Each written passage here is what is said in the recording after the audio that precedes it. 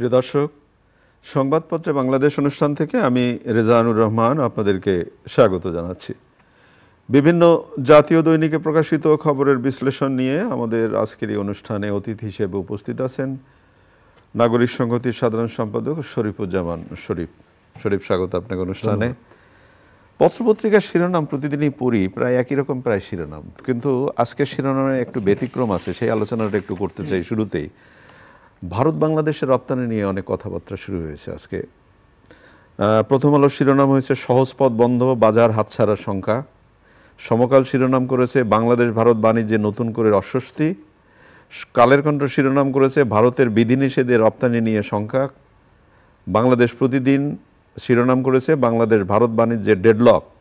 দেশ রূপান্তরের শিরোনামটা আরও অন্যরকম। তীব্র হচ্ছে ঢাকা দিল্লির বাণিজ্য যুদ্ধ। যুদ্ধ কি? বাণিজ্য যুদ্ধ শুরু। ধন্যবাদ আপনাকে, ধন্যবাদ দর্শক শ্রোতাদেরকে। বিশেষ করে 5ই আগস্ট রাজনৈতিক যে পরিবর্তন, এই পরিবর্তনের পরে ভারতের সাথে বাংলাদেশের সম্পর্কের জায়গাটায় অনেকগুলো জায়গায় টানাপোড়েন তৈরি হয়েছে এবং এটি ভারতের পক্ষ থেকে স্পষ্ট করা হয়েছে এবং বাংলাদেশের সরকারও কতগুলো জায়গায় ভারতের গৃহীত সিদ্ধান্তের প্রেক্ষিতে বাংলাদেশ ও কতগুলো সিদ্ধান্ত ব্যবস্থা তারা গ্রহণ করেছে। আপনি সীমান্তে দেখবেন যে আগে যেভাবে আমাদের দুই পক্ষের সীমান্তরক্ষীরা যে ধরনের আচরণ করত, এখন এই জায়গাটায় কতগুলো পরিবর্তন এসেছে।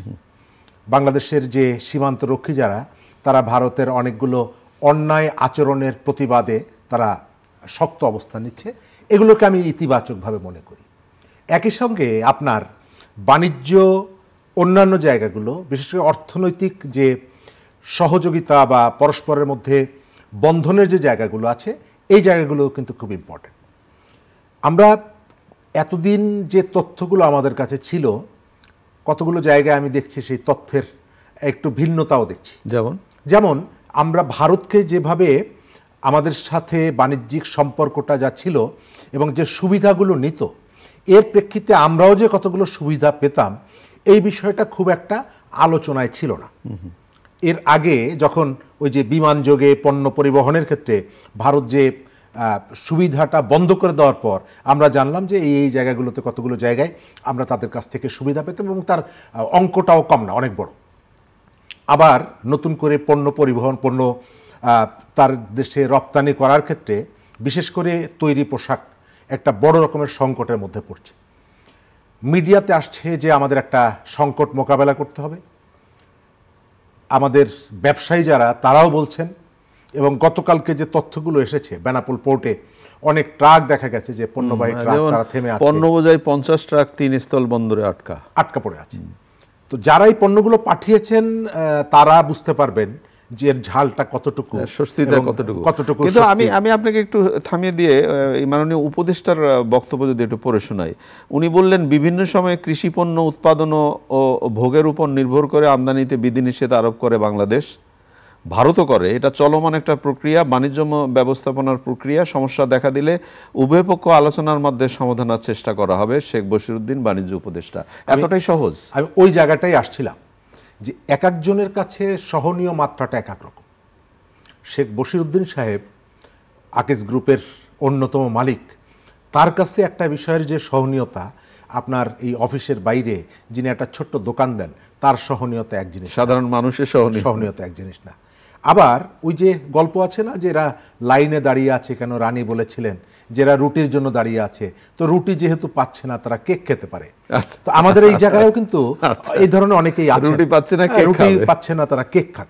আমাদের এই জায়গায় যারা পলিসি লেভেলে আছেন তারা অনেকেই এই রকমের কনসেপ্ট তাদের মধ্যে আছে। কারণ এই যে বাণিজ্য, এই বাণিজ্যটা আসলে একটা যুদ্ধ, যে যুদ্ধটা কোনো উইপেন্স আপনার লাগে না, কিন্তু এক পক্ষ আর এক পক্ষকে ধরাশায়ী করতে পারে। অনেক বড় মানসিক যে আঘাতটা ট্রাম্প সারা পৃথিবীতে যে ঝাঁকুনিটা দিয়েছে, আমেরিকা যদি আরও 10টা শহরে জাপানের মতো অ্যাটম বোমা না ফেলে যতটুকু আঘাত করেছে সারা পৃথিবীকে, ওই একটা ঘটনায়, শুল্ক আরোপের যে ঘটনা, সারা পৃথিবীকে কাঁপিয়ে দিয়েছে। সুতরাং এটি খুবই ইম্পর্টেন্ট, ইকোনমিটা, আর তার প্রভাবটা সারা পৃথিবীতে পড়ে। এমনিতেই আমাদের বাণিজ্য আমাদের অর্থনৈতিক সেক্টর অনেকটা স্থবির হয়ে আছে এবং আমরা এখনো বুঝতে পারছি না। গতকালকে আমি দেখলাম আপনি ডলার প্রতিনিয়ত কিন্তু দামটা বাড়ছে এবং IMF এর শর্ত মানার কারণে আমরা যে উন্মুক্ত করে দিয়েছি ডলারের দাম এবং এর প্রভাবটা হয়তো এখন বুঝতে পারছি না, ওই যে ঈদের সময় কম দামে পটল খেয়েছিলাম সেই টেস্টটা এখন আমাদের মধ্যে আছে, কিন্তু ইকোনমিতে প্রতিনিয়ত ভেতরে ভেতরে যে রক্তক্ষরণটা হচ্ছে এটা একেবারে তার সঙ্গে যারা সম্পৃক্ত আছেন তারা বুঝতে পারছেন। সরকারের কাছে আমাদের প্রত্যাশার যে জায়গাটা, এখানে কিন্তু ছোট ব্যবসায়ী বড় ব্যবসায়ী, ছোট মাছ বড় মাছ আছে। ইন্টারনাল যে ব্যবসায়ী যারা আছে তারাও এক পক্ষ আর এক পক্ষকে ঘায়েল করার জন্য নানা রকমের ইকুয়েশন করেন, নানা রকমের কৌশল করেন। এই যে দ্বন্দ্ব, এই যে প্রতিযোগিতা, এর প্রতিযোগিতার ভেতর থেকে এই যে বড় বড় যে কোম্পানিগুলো আছে না, এই কোম্পানি কারো কারো স্বার্থ রক্ষিত হয়।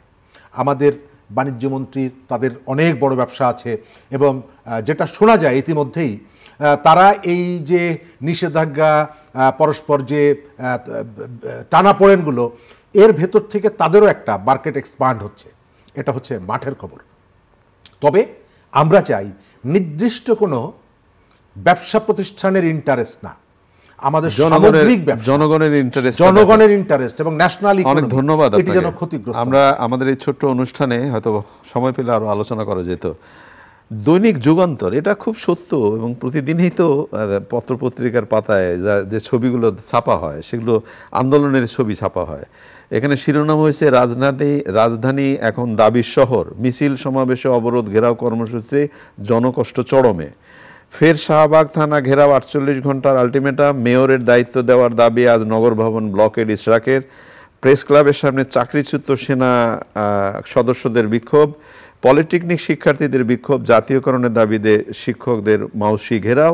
এবং আবার ওই যে কলেজের ছাত্রছাত্রীরা একটা ঘোষণা দিয়েছে আলটিমেটাম, যে তারা যদি ওই যে কতটি কলেজ তারা যদি আন্দোলনে নামার একটা প্রস্তুতি নিচ্ছেন।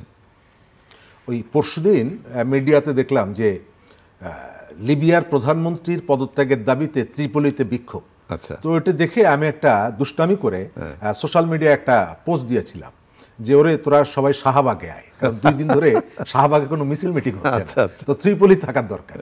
তো এটি হচ্ছে আমরা অনেক সময় এই ধরনের এগুলো করি, কিন্তু এই শহরকে বাসযোগ্য করার জন্য আমাদের কতগুলো পরিকল্পনা থাকা দরকার। আপনি চাইলেই তো মানুষের পেটের ক্ষুধাটা আসলে বন্ধ করতে পারবেন না। যে মানুষগুলো এই সভা সমাবেশগুলোতে আসেন তারা কিন্তু খুব খুশি মনে ঘোরার জন্য, বেড়ানোর জন্য শাহবাগে মিছিল করতে আসেন না। বিভিন্ন প্রান্ত থেকে আপনি দেখবেন যে দেশের বিভিন্ন জায়গা থেকে ওই যে ব্যাগের মধ্যে চিড়া মুড়ি এগুলো নিয়ে আসেন। অর্থাৎ যখন তাদের পিঠটা দেয়ালে ঠেকে যায়, এই যে মিডিয়া রিপোর্টটা করেছে, এই মিডিয়াতে যারা কাজ করেন তাদের সমস্যা আছে না, তাদের অনেক সমস্যা আছে, কিন্তু তারা হয়তো সংগঠিত হচ্ছেন না বা নামতে পারছেন না। আমি যেটা মনে করি যে আপনার যেখানে রাজনীতি উন্মুক্ত থাকবে, আপনার এর ভেতর থেকে প্রমাণিত হবে যে আপনার কথা বলার স্পেসটা কতটুকু। তবে শহরের মধ্যে আপনার এই সভা সমাবেশগুলোর জন্য কতগুলো স্পেসিফিক জায়গা ঠিক করে দেওয়া দরকার। আপনি একটা দেশের যেখানে আপনি বহুমতের ওপিনিয়ন শো করার সুযোগটা আছে, সংবিধান সেই অধিকারটা আপনাকে দিয়ে রেখেছে, সুতরাং আপনি বলতে পারবেন না যে এদেরকে, যদিও রাষ্ট্র মাঝে মাঝে কতগুলো আচরণ করে যে প্রধানমন্ত্রীর বা প্রধান উপদেষ্টার বাড়ির পাশে এরা যেতে পারবেন, এরা গেলে গোলাপ ফুল ছেটানো হবে, আর এরা গেলে ঠান্ডা পানি গরম পানি ইত্যাদি। এটা খুবই রাষ্ট্রের একেবারে নগ্ন আচরণ, দৃষ্টিকটু আচরণ। আপনাকে একটা ব্যবস্থা করতে হবে। আপনি দেশের সর্বোচ্চ আদালত সুপ্রিম কোর্ট, আপনি তার সামনে যখন তখন বিক্ষোভ সমাবেশ এটি করতে পারবেন না, পারা উচিত না, দেওয়া উচিত না। তবে যারা যে দাবি নিয়ে ওইখানে যেতে চাচ্ছেন তাদেরকে অন্তত একটা স্পেস দিতে হবে যেখানে কথাটা বলতে পারে। অনেক অনেক ধন্যবাদ। আমাদের এই শহরে বিক্ষোভ সমাবেশ এগুলো করার জন্য যে জায়গাগুলো, এগুলো পরিকল্পিতভাবে ছোট করে ফেলা হয়েছে। একেবারে ছোট্ট করে জানতে চাই, দ্য ইকোনমিস্টে প্রধান উপদেষ্টা আবার সাক্ষাৎকার দিয়েছেন। তিনি বলেছেন এক কথায় যে নির্বাচন হতে পারে ডিসেম্বরে, তবে 26শে জুনের পরে নয়। ওই যে আমরা বলতাম যে 30 কি 90, মানে 30 কি 90 আর মাঝামাঝি কোনো কিছু নেই। তো এই জায়গাটা স্পষ্ট করা উচিত। অনেক ধন্যবাদ। ধোঁয়াশা তৈরি হচ্ছে। অনেক ধন্যবাদ আপনাকে। প্রিয় দর্শক, আমরা যে আলোচনাগুলো করলাম আপনারা নিশ্চয়ই শুনলেন। ভালো থাকবেন। আগামীকাল নিশ্চয়ই এই সময় আবার কথা হবে। খোদা হাফেজ।